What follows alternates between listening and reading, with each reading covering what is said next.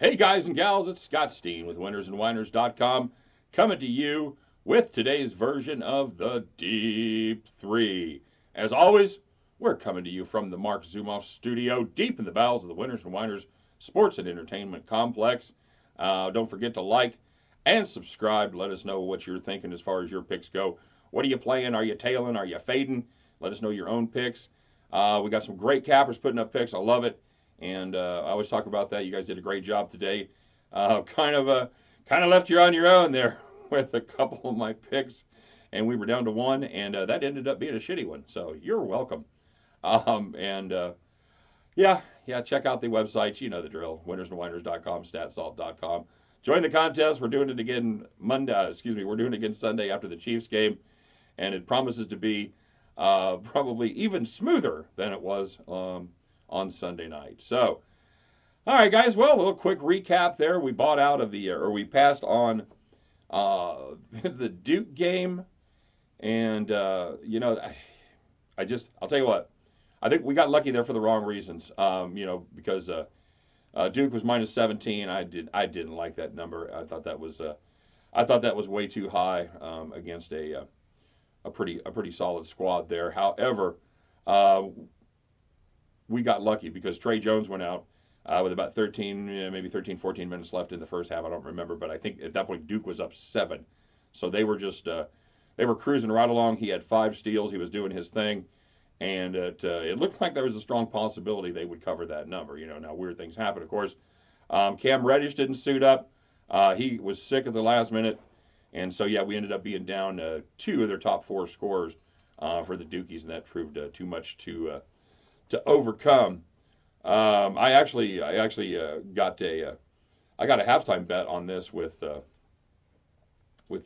plus the points. I faded Duke in that spot and got 9.5, and I like that. They were down. Duke was up 1 point, and they're still capping that game as if it's a 19-point spread. And I thought that was a good call. So made a little bit on that one. And as far as the Houston game goes, we passed on that one, and that ended up being a bad choice because the Beard went off, scored 57 points, and I was worried about Capella not being available there at the post. However, what we learned was when you don't miss any shots, you don't really worry about that rebounding. So good job on that one. And then our last one was the Clippers. And guys, I was talking with somebody like this, talking with somebody that was DMing me. And this game, if you watch the line on this game, you go down all day long on the Clippers.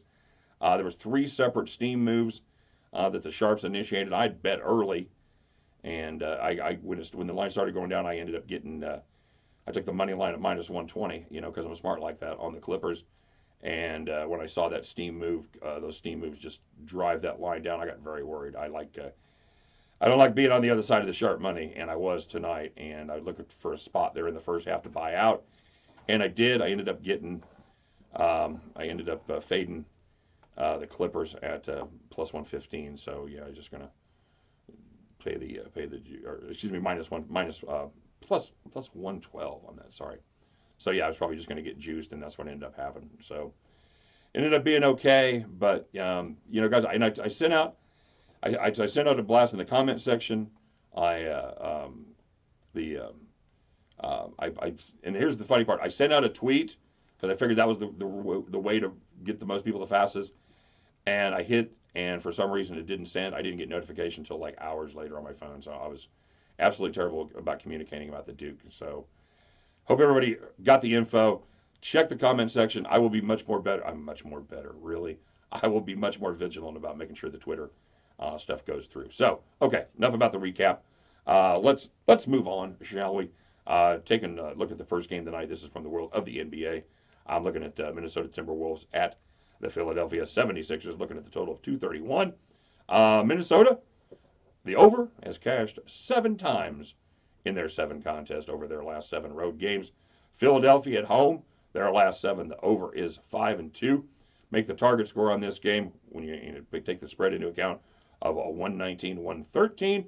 Minnesota has hit that target, has hit their 113, 5 of their last 7 contests, while Philly has hit 119, 6 of their last 8. I think all signs point to an over here. Minnesota's been playing a little bit of defense, but I think Philadelphia puts up enough to take this total up and over the 231.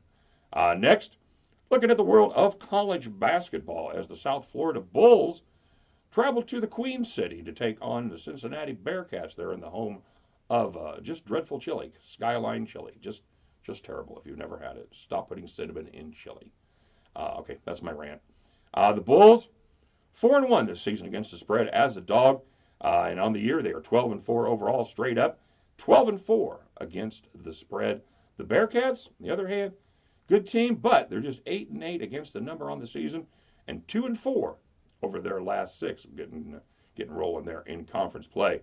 Both of these teams like to shoot threes, but the Bulls, for some reason, they are nails on their three-point defense on the road, allowing their opponents to shoot just 27.6% from downtown on the road. Cincinnati, not good from the three-point line. They have shot less than 31%, 7 of their last 8 contests. Give me the Bulls on the road. Give me those road Bulls. I'll take them plus 13 in points. Lastly, but not leastly, we're looking in the ACC at the Virginia Tech-Virginia game. Number right now is Virginia minus 8.5, and currently got a little discount on that at minus 105. So we might keep an eye on that one, see if that number continues to drop throughout the early morning here.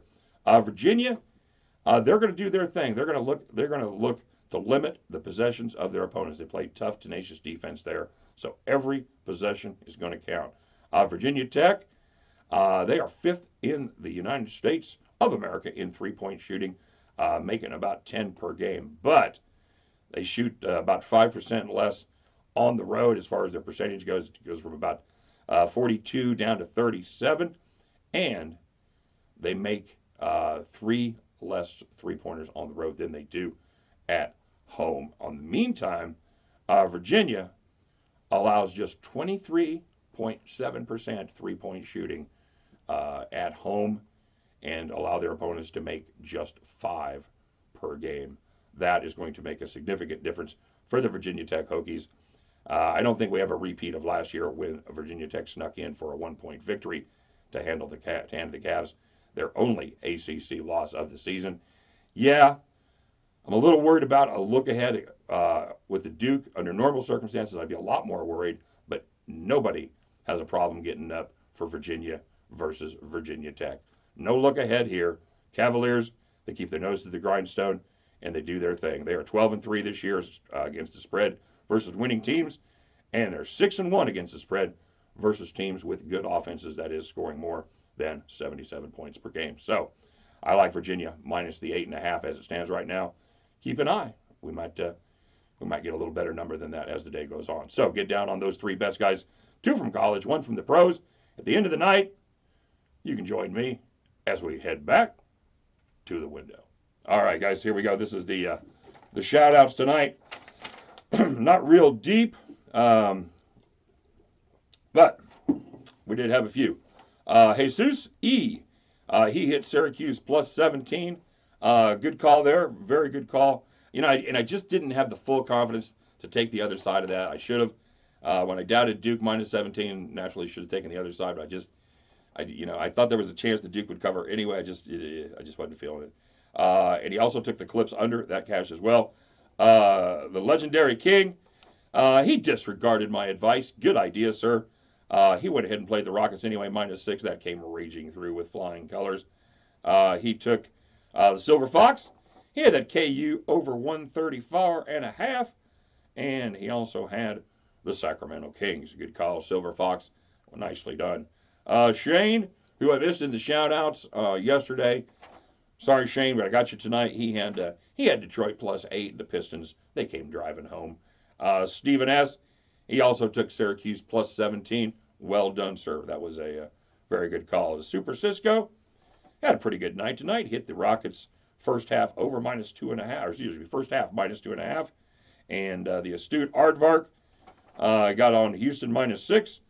And Montana State under 157.5. And I was taking a look at that game. I didn't see how that ended up. I like Northern Colorado in that game, and I know they had a lead early at halftime. I didn't see how it ended up. So, and Miguel Nola, he also had those Rockets -6. He had the Detroit under and the Portland under 227. Nice done.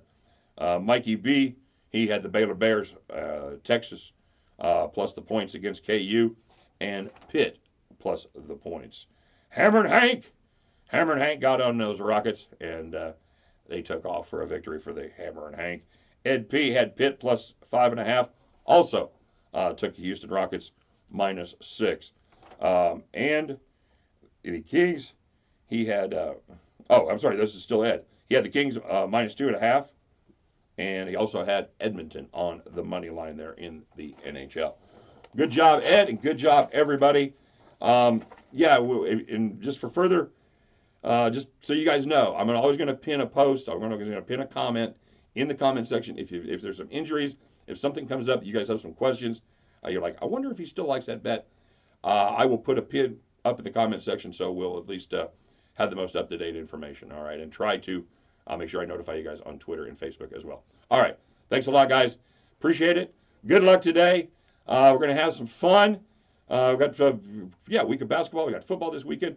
May go to KC for the game. I don't know yet. It's the weather temp. They're fighting about what the weather is going to be, whether it's going to be like 5 degrees or actually below 0. So good times. I'm psyched. But, I got some friends with tickets. So, we'll see what happens. Anyway, have a great week. Good luck tonight. Talk to you tomorrow, guys.